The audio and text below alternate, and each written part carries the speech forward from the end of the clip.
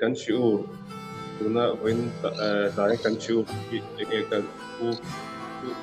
wel dena pa mo joram lampang aboro ta kan una pa mi tarau an suanin ku baruka tuna hospital au me ta ani dan po aron pesel khatte tin when anon kana suanin Israel akan una te zong le sipai te zong dan kan hon tan boke o chuanin I voinia chuanin bitakhon chungchang kha kan ron zirtu khan le dona pathiana bitakhon chu kan sei dona pathiana in ta na kami kha anita chuanin kan topic tura chuanin kan tan a thaber hletu chulal pa pathiana ni ani chumo alpa pathian ba kha kan tana mifingte asiemte tana thil tha hria hi an om chuang lawa kan mihring puite ni loin ama na ni kan tana tha keima ni le keima ni pon kan tana tha tu kan hre zo lo thin lawa mihring chu le alpa pathian chu na hretlanga a mutlang vek tu ni mio wangin min siam tu ni wangin ti kha anita kan topic tu chumo kan tana thil thaber tu tu le hre tu ania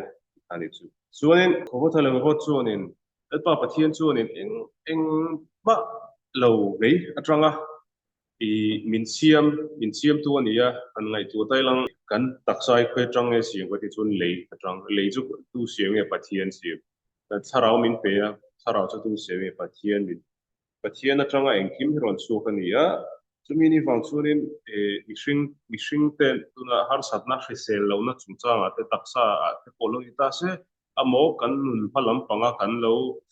kanun ma ti chu kan ha chop tu rang chi mo khatianga du tu sam sang mihring kan nei ta khatiang zong zong a ko khan ni se pathian ina kan ta na thil arem ro ta ni awang le min siam tu ni pa kan ta na thaber tu kan thil an her ko lan ron her ko hi chunin aron so le thau thina a thalo viu tu ra kan ngai te po hi en lo en tir na pakhat lo pe tai lang o motor e pa ngai ang eng motor pu thenga ta mi le ko aron da ko le ko aron a ron fil fi na bua hemi aron da ero isunin kami jegor company ho motor chung chang aron tara eng motor po ni te mo kan akha mi pakhatina ne ya chu motor chang kaung tu me ni ya a motor lai tharka chuanin kha a motor lai tharka I reilo te an khala khanin tikopa man to le chang kang ni si kha a motor kha aron thita tu me ni a khal ko lai khanin aron thita thutta ti ngai na kha hrelo lu tu ka khatia ti ngai na an hrial lo ta kha khanin he ta company I nei tu ta lama khanin ava pan china hei ka motor hi yerin ka tlan la lo na ron thi thut me ya aman te to ro pu si nang mani company si mani ta chu wang chunin kho ita kina boina hi min lo chui te a ti khan an en tir ta chunin ani bonin anei tu pa ti me nga dor nei tu pa nan lo en sak chunin kha motor lei tu pa khanin diesel alo mang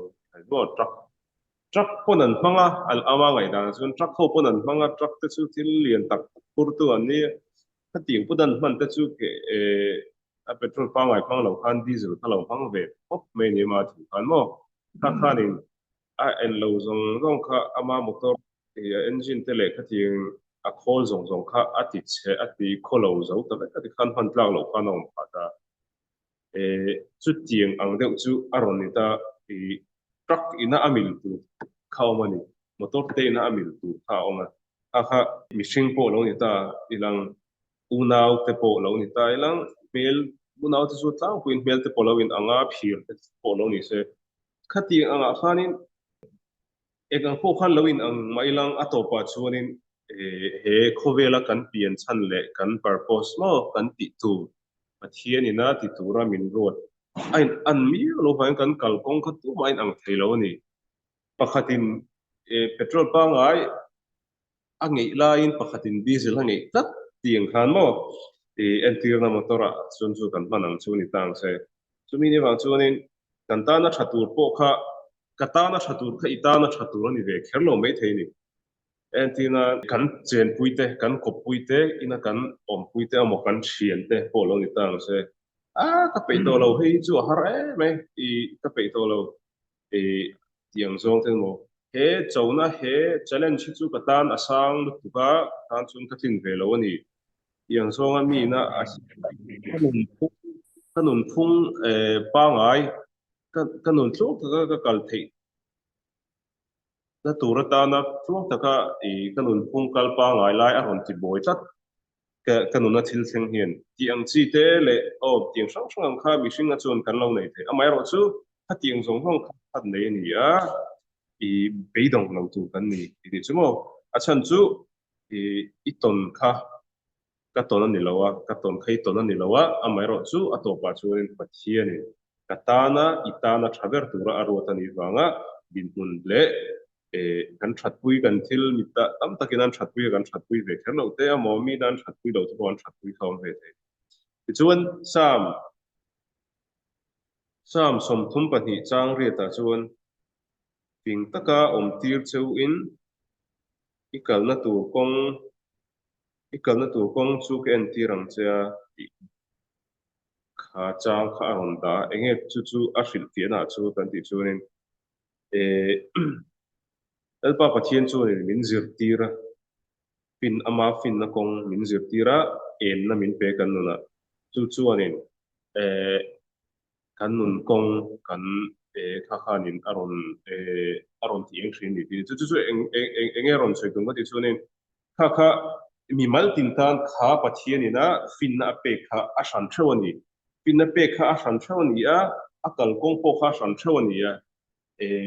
khami ani awang khanin lo pathian ina milon thiran pathian na mal min som dan po adang vek a chan chu kan pian chanai dang lo vek min siam tuina min siam dan nei dang lo vek ti ka kan hri tanga ya elo ang deuh kha ani mei dawn ni chu en tian na phone pe sa thina no te kal thei tran mo tran kal tum tran tiang kha tiang te kha anu mo pa in atlu ka lo wang ye tik lai kon lo pom tang se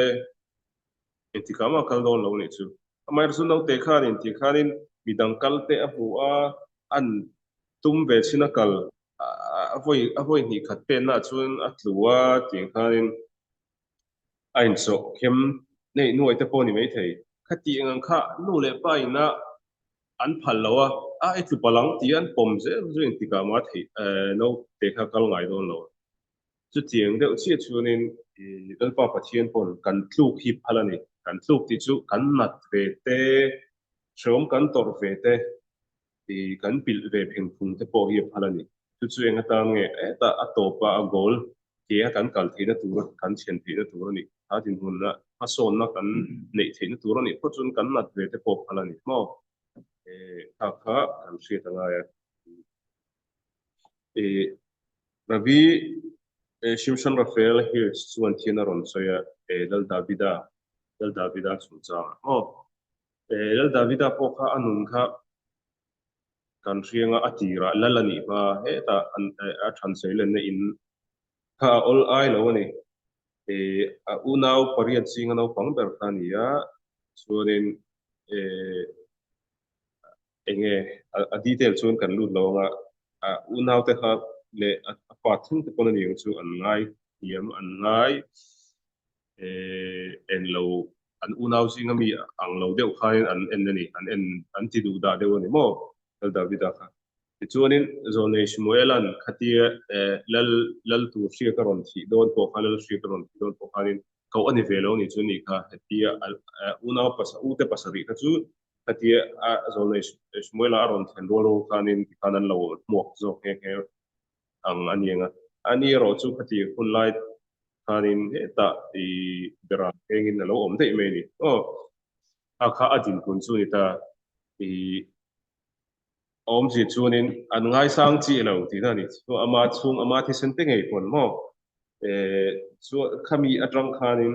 ta khohar a da fala khatia bun shom taka a om thina wang khan mi dang nen ko pom lem lovin beram zinga ting khan oma kha khohar na le alung le na khanin i ama mi ji kha ing ti kong zo mo ni tak khan aron cher ani so aron chera mi ro pui tak aron ni pha e ati chumo e a chung te an en tran na te kha ti ang zong zong te kha e ama ti chak tua aron her chu ke ni ta e te chu bi shifan ke sinaron soidan so ni chun ravi milar ve thum chun ti daron soi vele dal davida ha kha adin hun har satak kha adin hun har satak apal tang tur tam tak kha apal tang zara khanin emuna pathianarin na chak tak kha kha aron tilang chuka chuanin sam hil po aron riak chuk ta ti khan chu om je chun khatieng hu si ta tele ti du na tele engen yang har sat na lung len na ko har na din khatieng ang din hun te hilim po inia te hilim kan ti sam de khaburo pui tu hit am Israel te hovel pum pui hian kan nei don lo ni chu chu pathian ina aron cher tu na atanga ron su kan ya chuanin lalpa pathian chuanin lal davida kha a hre chiang to ka a hriat chian to ka wang khanin lal aron ni tak nuwa kho khanin enge i din hun har sa tak tak khanin i phatsan na te din hun tho om thon om tele enge ning politics ang jong te koning ati khan har sat na tam tak kha aron bol ti le ni chu thiani a kha chan nei lo win a theng lo pathianin a chak tok ti khiani dal davida kha khatiang ang face tur khan khatiang ang paltlang tur khan a chak tok ti a hria a chak tok mei pialama khami atang khanin ama tharau chungril thuk taka moina kha timeyang thiang tim lu kha kha kha aron chu theina chan so khani ar satna anei chi khanin ama a thiang tim na tharau thiang tim lu kha aron lang chuak thina ni ti kha a hriat a rangin atiang challenge sang kha pathian chuanin eta atleiron an open lai tanga lalani tu sen pokhani se anuna khan har satna nei lo lai ka a om lo ni chu chu pathianin ama ta na thatu so khani ti a hriat a ba kha sumi tang chuanin kan zir thei tu lo ngai tu tai lang mi maltin enge kan nuna kan la ton tu kan tu man kan threlok lo na amar chu kan ton to te khan ngai tu tai lang kan nuna kan thil ton to har sa tak tak te hatiang kha han ngai tu tai lang a to pa thila ron kalkula aron zok na te a then te pe chu a result po kan na hulo enge kha ka thil ton har sa em kha a thatna po kala sa thim lo ya ti te chu lo ko nga amai ro chu chung te po chu hun ron kal zelanga ron lan su hun om nge nga kan ngai tu su zo ka chu thil tam tak a hun lai har sa kan ti kan nat na kan nat ngoi na te kan thin ur na te kan khatiang zong zong a to pa kha kan tal su na har satna tang kan tal su na ina aron ir su thil ro pui tak tak kha kan nuna a om theu do ni mo kha kha an ngai tu tai lang chuanin pathian chuanin eng kim hi kan ta na thatu rin aron alo ruat ani ti kha kan pom le thei don ni chu chuan a topic ti na kan lut le to nga thinlunga pathian in ka na kha kan topic pati na su ron le do na kan thinlung tak taka pathian in ka na chu chu elo Israel rama abikin rampona poni thonga o rampona poni tho anga chuni Israel rama keima ni biga pechunin Mizoram khanin taram lai khanin an pang te me kok lem lawa Baruch Hashem ti te bezat Hashem ti an from kamam tri mo tuna te chunin Mizoram lam pang pon an pang na sa in kashia chunin Mizoram chok poni lovin khober pum puye juda om to na zong zong chunin Bezrat Hashem, Baruch Hashem, Pathian in Remati, chuan tiang chi mo Pathian zara tiang chi Pathian in Remati chuan haka sa khomi dati kan ti tiang le dati bak lem lo pon an mang thina ni ka trong kam kha kan mang thalu tu ga a chan chu eng kimi Pathian zara ni Pathian in Remati lo chuan eng ma theng lo chu thil thata khania ama ero chu pathian kan thin engkim engkim tlang tu chuanin kan soi ringo meyang a thalu tuk to tho tho amai ro chu kha kan drill route le ti tak cha tin kan soi tak mewem baruch hashem ka ti tak takem ka pui chu na ti ka ori pona a soi chu amai ro chu ka ril ru ka thin lungin a soi tak takem bezot hashem ka thin lungin a soi chu tak takem chu ti kha kan in zot tu ania kan kan thin lung ina ala soi tak tak lo ni pon soi kan thin lung ina a soi tak tak na turin ma kan la ka I enge niang kan in ti chak kha angai do na e kami ni ba ka thin lung in ka soi tak tak lo a chuan chuan ka soi ve lo lo to meng tiang lampang turang ni lo ka ni ka lo la soi lo ni chuan ka thin lung tak tak in tu na tang chuan ka soi to ang ke so hashem baruch hashem ka ti hian ti ka kan ngai pui mo nga ya Isaya Isaya bung Isaya bung som hi bua chang som pathuma kan ti kan Isaya bung som hi bua chang som pathuma no tin lalpa chuan mi te hian mi ron haya an ka le an huin I choi moi thin taka ma sula an ka hata an thin lung chu ka hata an sona an mi tri na chu mi hring thu pek an mi zir tir mai chu ani ti kha ni chu enge om je kan ti chu nin an thin lung kha an ka he mi thu hi chu kan hret thonga amida te kan tong trai thin ta amida lo te po tong trai na tam tak shahre min kha rabit shabata te po kan tong trai ta ting zo zo khan kan ka rengot khan kan lo tong trai the ni kan ka rengot khan pathian kan lo hlai ve the ni kan thin lungin kan hlai tak tak na khani pathian chu ni na du I zone pakhatin na ron ziak lo eng zone nge temple hun lai thau khanin hian a soya min za lo pathian ina am Israel te hian a soya taron ta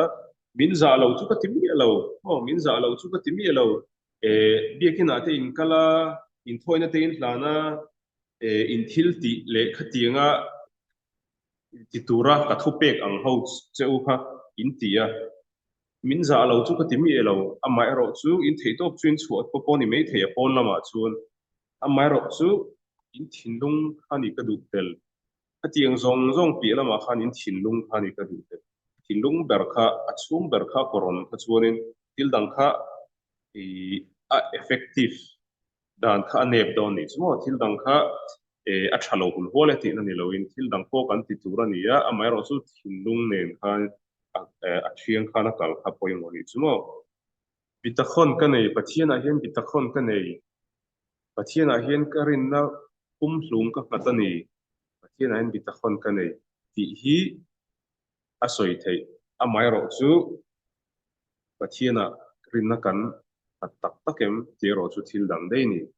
ni chu thil pani ni kan ka chu nin a soi thei pathian a ka rin na ka rin na zong pathian a ka hat ipon kan soi treu thei me thei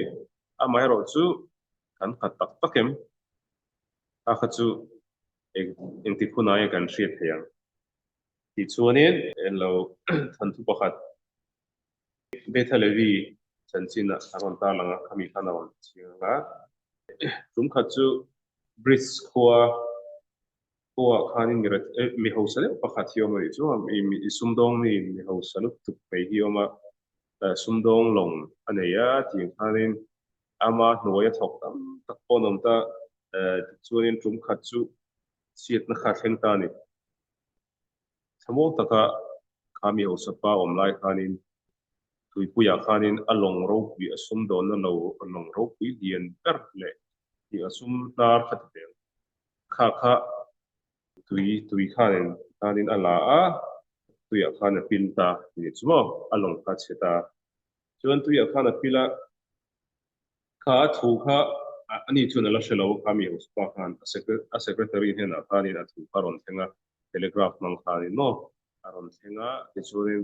a secretary kha rin ro kha boil tung ti ka shilang ka bo siang ti ne ka shilang o he tiek em a chan chin chie thu tha lo hi ala dong ngai don si lo wa ke ngi pun kala dong ngai lo wa ti ne ka soi chong hre lo tu anin an kho an rabiro pui lo tu mei be thalevi ne na kana ka kal ta chmo be thalevi khong be thalevi ne na khana va zota ani chuanin I kha har sata thu don vel kha an shem anin elungai su pui I telegraph ton su mino pero ke ma pero kolang chuanin e chu I boss pa mi ho sa pa chu ron kal tir lang rafi na hnu che ti lang katora zer na huna pe pedrasha ron kal tir ro chuma chuanin ati an ron anti taka khanin a secretary chuanin mi ho sa pa ne na chuanin a filta a chuan apa pantari chu tuti a tora zer lai be mi drasha ava kal chuanin be televi chuanin masakhat brakhat halo zirani masakhat brakhat ziraba lawzinga mishna zinga a perek mi perek pakwa zinga a pasaber le ultimen ol samber suni lawa aya harsa tamani chu kha enge masakhat brakhat a pek khat na nge niang khating a tir te kha enge ring ru le ti tak zat khanin ring ru alo zira alo enge thil harsa ti tu khalo nei ni chu a pom thei lo ta khanin an azir lai ava pro khanin khating rabilial tu kina khating lo khel khachu a ho khalo ti pui deu ni ami ho so pa kha mo era khating tu chu khating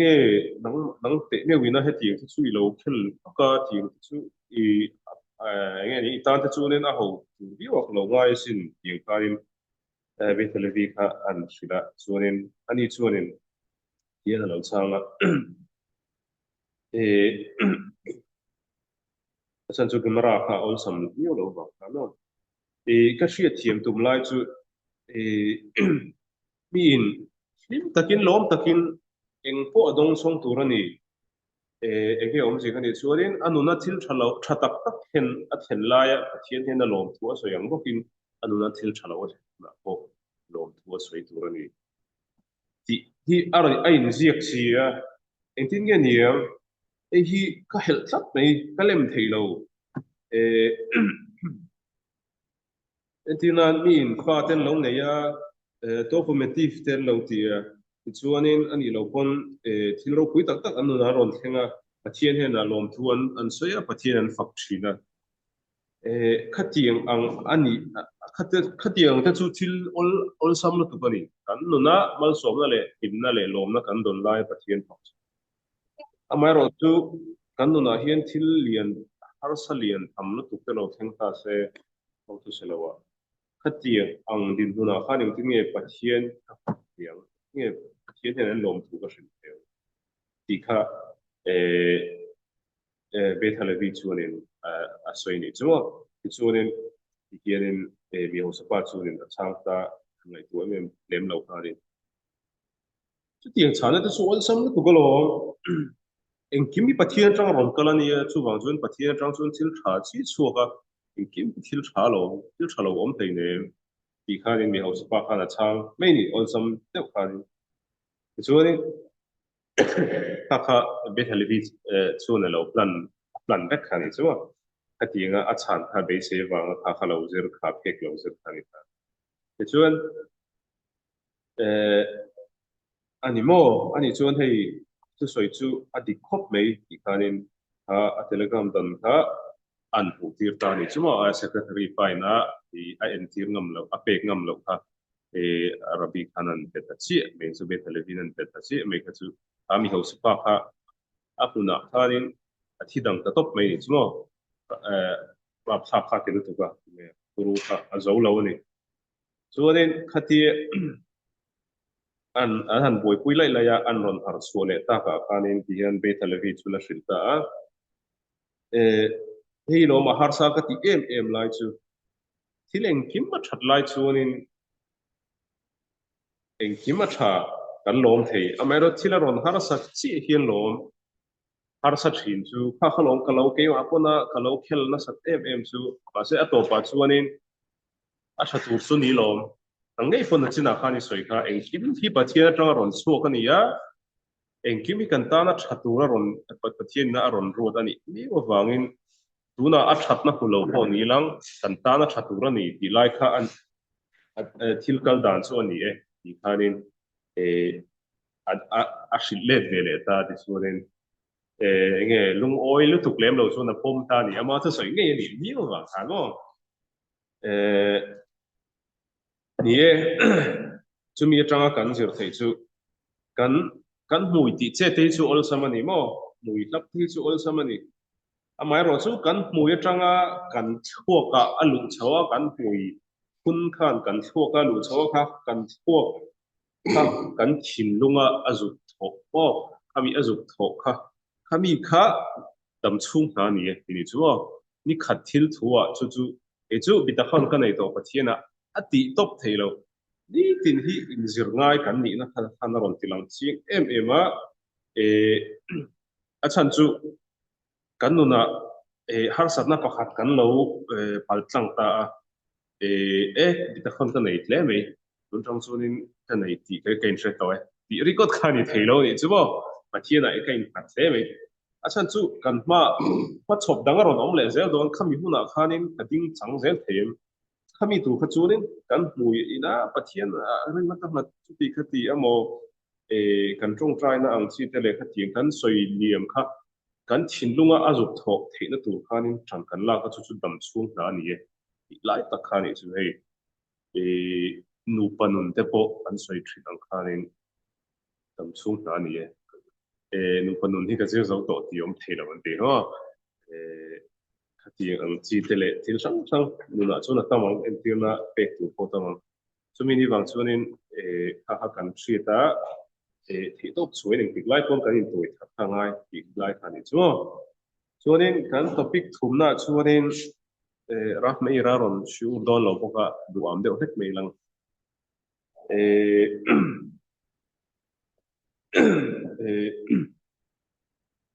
del pa pathian chu a chak ber mi chak zong zong te khobela mi chak amo evantir ko ro pui tak tak kon lo ni thei i ran ram sa huai chak tak tak ko nei khatiang zong zong a khatiang ho chunga leng e ro pui na zong zong chunga ro pui na ani bio wang khanin tu man amarem ro thei kan luk son thelo ni ni e mi hring chuan in du than na kan nei trong trai theina te po kan nei amai ro chu arem ro na chu rem ro ti lai kha kan hri tanga ya sam sam sam number za som thum panga na chang ro ka po khanin elpa chu na du apiang ti hri na ti lai te khamo lai kha ani ni elpa chun adu chu ti ni ko keina ma ni mi hring te na kan thak dang lam theom lawa etina pakatau pele thailang tum khat chu rabi ro pui deuh ina hian ni ra thei deuh pakhat hi lo alo kala ti chuanin chu rabi chuanin alo kuang ko alo du sak tu ka alo ngai sanga thing khanin an pahnih khanin rei tak kha an lo anin koma khanin rei tak anin kom hnu khanin e nge ni za tak khanin a tha le ta chu me ra thei pa chuanin a rabi ro pui lu tu fa pa khan kha kha lo alo khanin kapa kapa kha tu nge a iban za em enge aro pui vio mi a ti kha an zo ni chuma fa pa khan te reng me mi ro pui lu tu ko ni kha he chuanai chuanin ama anga mi ro pui kha chun tam lo vio wang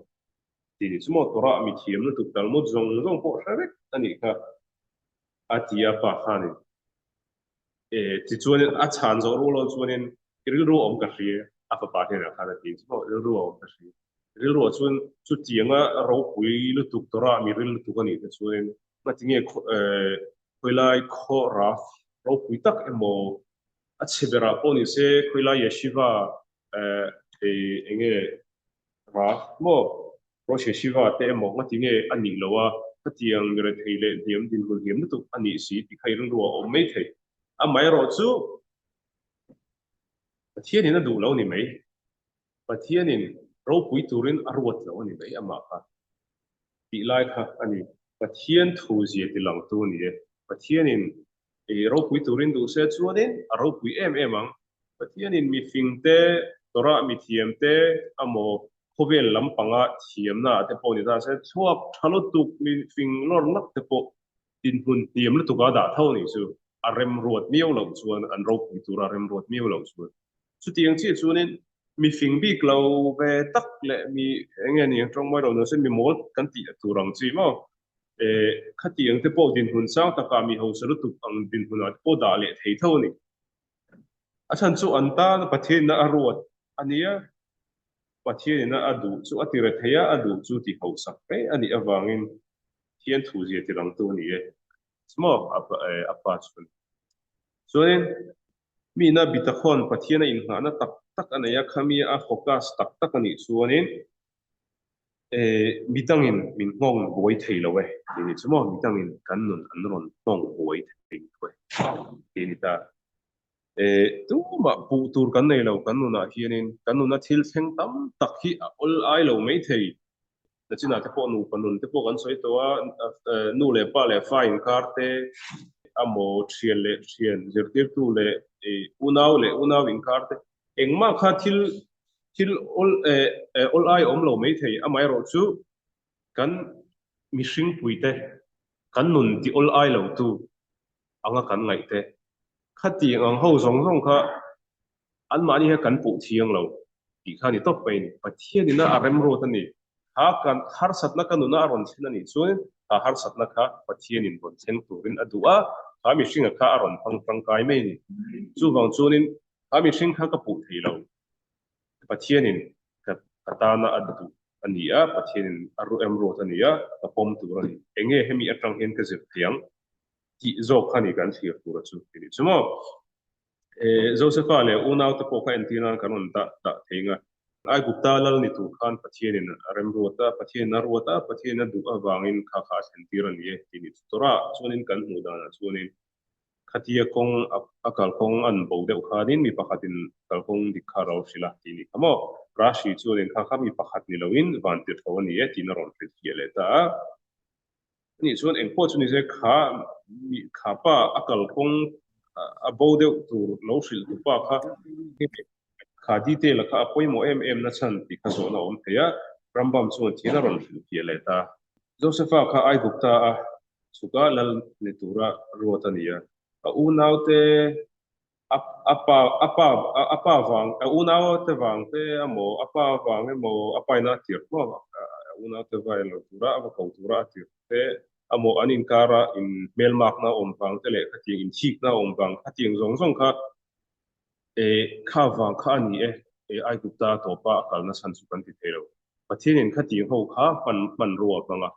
chu khati ho zong zong kha pan ruwa manga chu mai pi lama churin khatiang ho pi lama khan avan tir ho ipo kha ai gupta alu thak thina tura kan khan aro mang changkai ini chumo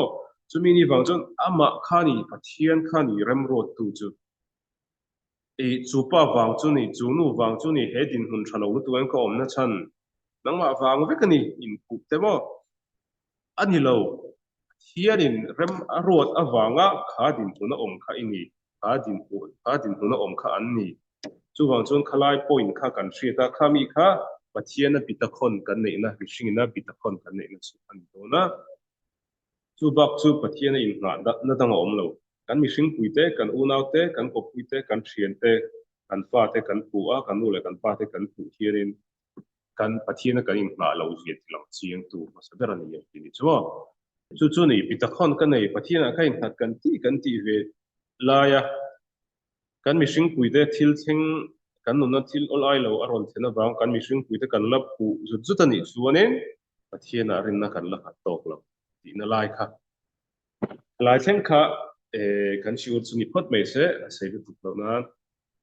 pesa tha shem kan soi sual te om lo om pal chuanin pathian in min ngai dam se